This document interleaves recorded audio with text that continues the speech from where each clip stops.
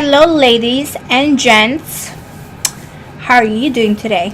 So, in this video, I'm going to talk about my experience in Dominican Republic, all the freaking horror, and I don't know if you're gonna enjoy it, but this is mostly video made for ladies that are saying, "Oh my God, you look amazing," or "Oh my God, you look horrible," or "Oh my God, I'm..."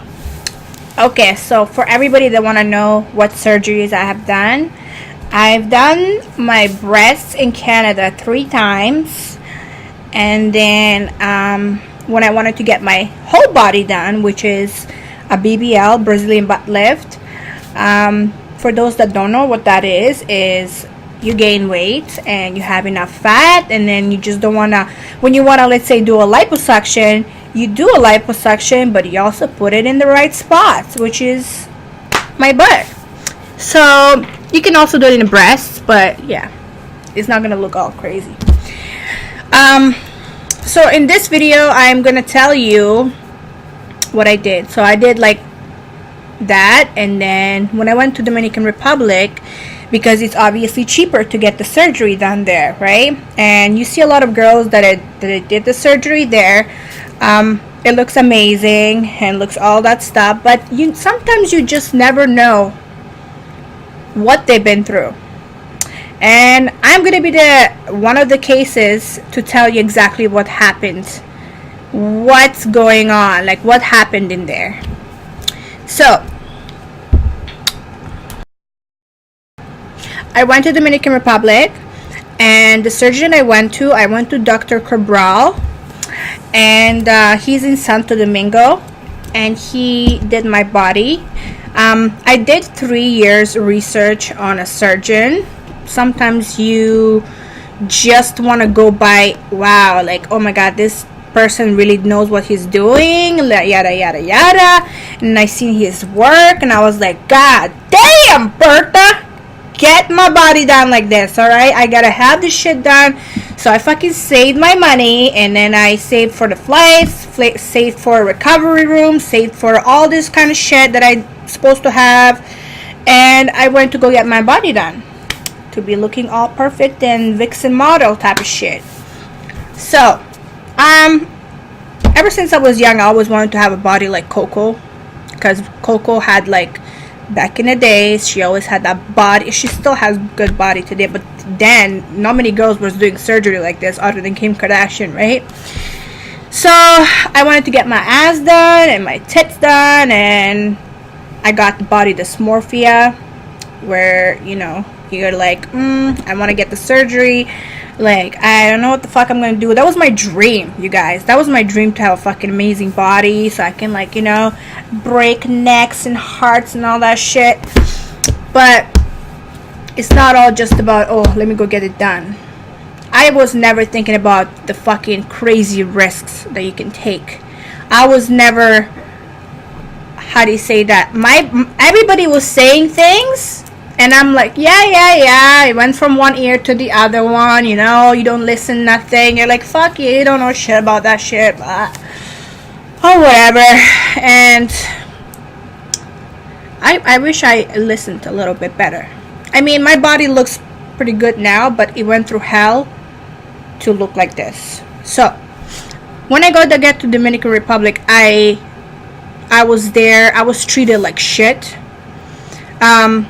I went from one recovery room, I went from one recovery place to another because I didn't know, like, how they treated me there. So first few days was good, and then there was one lady that was taking care of me wasn't pretty good. So I contacted the people who helped me to come to Dominican to put me in a different place. When I went to this other recovery place, they were actually such a nice people, such a caring people.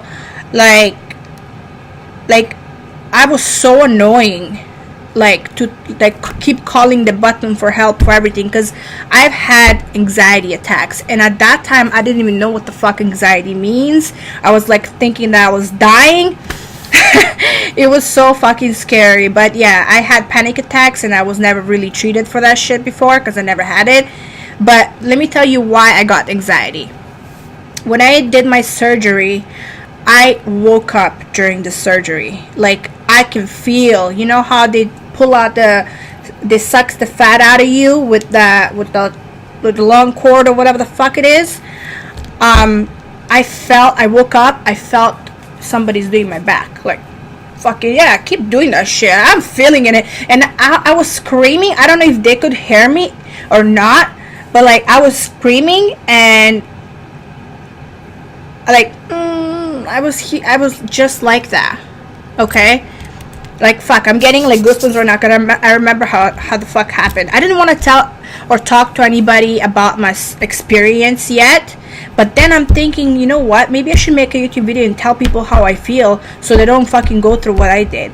So I know that their stuff there is not good, and a lot of girls, I heard that they woke up during their surgery. I guess when they heard that I was awake, they fucking put me back to sleep, like, or something.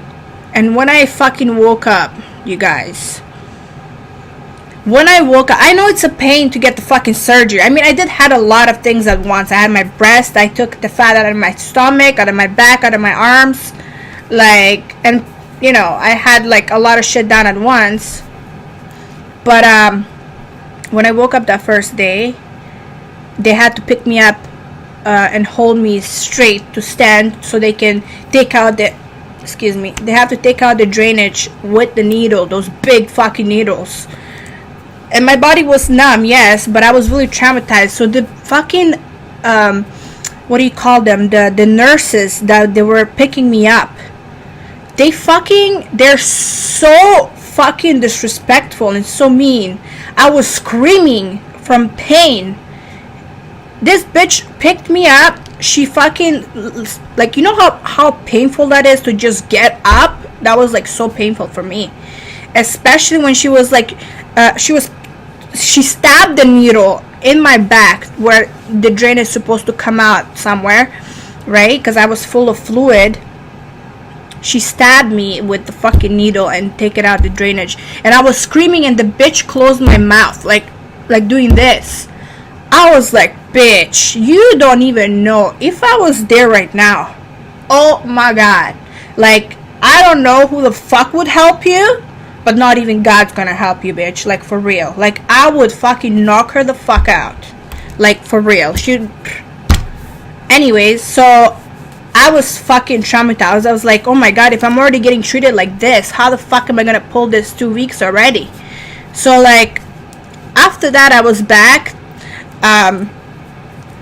I was taking my fucking painkillers that I brought from Canada, because their shit there does not work nothing. So, and trust me, ladies, if you ever go fucking do surgery overseas, make sure you bring your own fucking painkillers, because that shit there does not work. The fucking anesthesia there doesn't work shit. That's why no wonder I fucking woke up during surgery too, because the motherfuckers didn't really knock you the fuck out, like, to put to sleep. Like, that is so traumatizing. Like, it was so bad. Like, then when I came back to Canada, oh, sorry, and I also heard, like, when I was there, I was having anxiety attacks, right? I also heard that some girl was going to one of the doctors, I'm not sure, and she had like a blood clot, and she's supposed to take her blood thinners so she doesn't get the whole thing, she could die. So she fucking went on a plane without that shot that she's supposed to take. She was traveling, and she had to stop as soon as, like, she basically got a blood clot landing from her leg, I guess, and went on her lungs, and she fucking died. Like, when I heard that, in that state of mind, I was so shocked, because I did not get my fucking blood thinners. I did not get my blood thinners, and my tubes was already out. Like, I never even had, you know, when you get the surgery, you get like drainage tubes to hang out and whatever.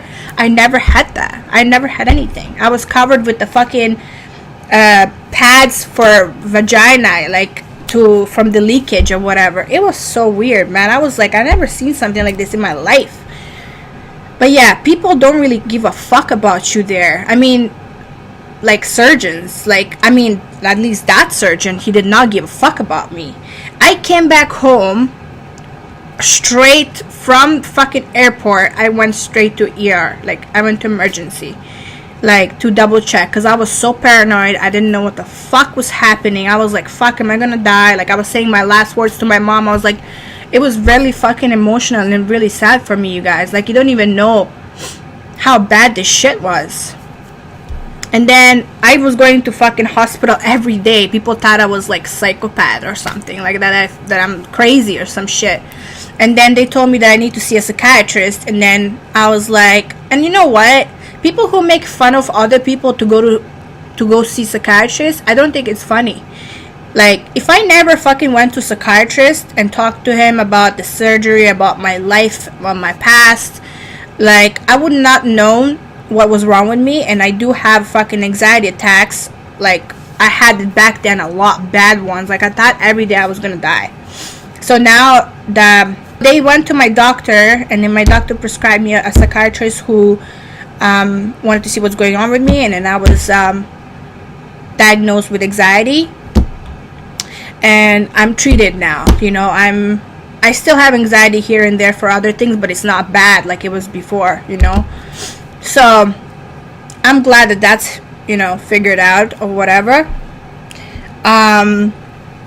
Other than that, I gotta say that everybody who goes overseas, please be careful. The reason why a lot of people go there is because it's cheaper. But would you rather be safe than sorry? You gotta think about that shit. Like, there is some good Dominican doctors out there, or even Colombians or whatever, or Brazil or whatever. There's a lot of good doctors out there. I'm not saying don't fucking go overseas, but please learn from me. And I would definitely not recommend Dr. Cabral whatsoever. He left me with the scar on my stomach and made my fucking belly button looks like vagina hole. I'm sorry, I know it's funny, but like, this is the scar. I'm not ashamed. Like, see this belly button? This is the scar from the tight clothing that I was having. You see that? That was not the cut. I never had a tummy tuck, or that would be even here. He left me with this. Okay, my breast looked horrible. This is my body right now, by the way. Yes, it looked nice and all, whatever. You see that? You see how there's bumps and lumps everywhere? Those are not abs. These are bumps and lumps from the fucking aggressive surgery. And I was getting my massages there, but I guess the lady that they gave me, I don't know if she was professional, because the shit is not fucking looking good. Then after that, when I came back from Dominican Republic, the fucking the person look, I lost some fucking weight. Look at this shit. Anyways, when I came back, he, like, when I looked at my breasts, oh wait, hold on a minute, hold on, I'm gonna show you my breast implant. Hold on. So when I got my recent surgery to get my breast smaller, this implant right here, this was in my breast. This is what Cabral gave me. I paid, and I asked him to give me 900 cc's breast implant adhesive gel.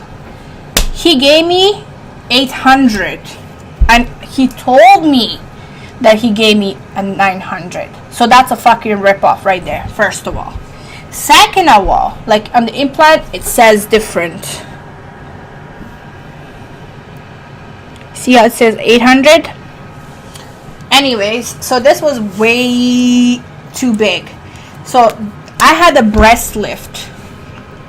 Not even a year later, fully, my breast started to sag so bad. He left me with deep scars. I'm gonna post a couple of pictures here and show you how deep scars were.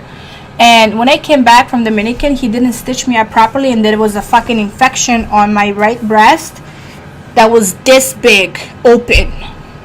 I was freaking out. I thought I had a cancer. I thought I had I thought all kinds of worse things possible. Obviously, the person with anxiety gonna think a lot of crazy shit. So he left me with the fucking deep scars. Like, it's like not good whatsoever. Like, I do not like this, and it was really stressful for me because I'm a cam girl and I gotta show, I show my parts, and I gotta be looking good. And I went to go get my surgery done, and I'm looking like shit. I look botched up.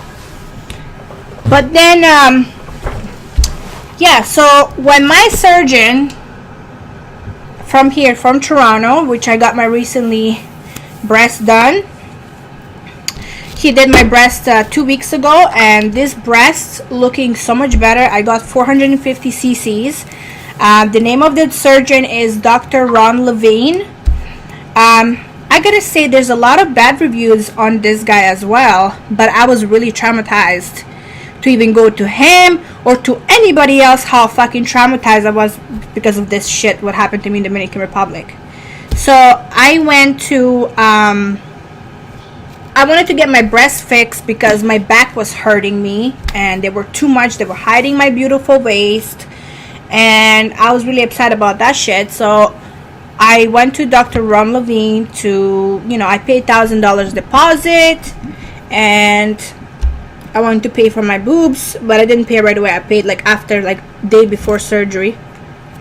But that was supposed to happen, and it didn't, because I had a fucking nightmare 2 weeks before my surgery that I was so scared. I had a nightmare that this girl was basically coming out of surgery and she was saying, "Oh, he botched me. Oh my god, I look like shit. He left me with the big scars. I almost fucking died. La, la, la, la." That was my nightmare. Then I woke up. I fucking went to read reviews about Dr. Ron Levine, and he has some bad reviews, right? And then I was like, fuck, now I'm scared. And then I called and I pretend I was sick, that I couldn't do the surgery, so he refunded me the money, and I was like, I'm not ready for this right now. And then month later, I was like, fuck, man, maybe everybody has bad reviews. You gotta know about that. Sometimes there's also fake bad reviews. So I was like, you know what? I'm gonna give this guy a chance. I don't know what I'm gonna lose, but I feel like I can trust him. Even though he kind of looks all serious and tough, he didn't look like, "Oh, okay, baby girl, I'll take care of you." He didn't look, he's all serious guy. And I'm like, fuck, I don't know if I should go to him or not. So I did it. I had my surgery 2 weeks. I went to right on my table, on the table, I was I shed a tear. I was like, fuck, oh my god, I hope I wake up. And then the ladies there were so nice, and they were saying to me, "Don't worry, honey, this is Canada, this is not Dominican, relax. Dr. Ron is gonna fix you. You're gonna be perfect. You're gonna wake up, you're gonna be happy." And I was really happy, to hear that. And there was a other girl, Dr. Ron Levine was teaching some other people, students, to become surgeons. There was a girl holding my hand. I was like, oh, she's so sweet. She's probably going to be a very nice surgeon because she hold my hand so nicely. She, showed that, to even show you that little care and support, because I couldn't come with my mom. So that was really nice. And then I woke up, and then they treat me nice. And it was, surgery like surgery. You got to wake up all crazy and groggy and or whatever, and pain and all that stuff. But yeah, I was pretty happy how I was treated here. There's a big difference when you're treated here than in Dominican Republic. There can be hell in there. The ladies in Dominican Republic who took care of me, the nurses, the other nurses in the recovery room, they were nice. But the one that was at the hospital or whatever, at the CIPLA, they were not nice. I mean, there was many of them nice, but just one or two ladies were so fucking rude, and I was fucking terrified. It was very, very bad experience. So yeah, so I got my surgery, and I gotta say that my titties, they're still, this is the bra, I'm sorry, it's a little dirty, but fuck it, I don't give a shit. My titties are looking amazing. They're really looking good. The scars are so thin, so amazing, that I was crying yesterday, saying, oh my god, they're my nipples look great. Oh, I gotta say something, you guys. when I came back from Dominican, my nipples were very badly scarred, that I wanted to get the tattoo around them, like the nipple on a whole freaking around the nipple area, so I can cover it. And for some reason the ink on the deep scar didn't want to like get in there, so I freaking was so sad about that. And then when I went to Dr. Ron Levine, he took out my whole freaking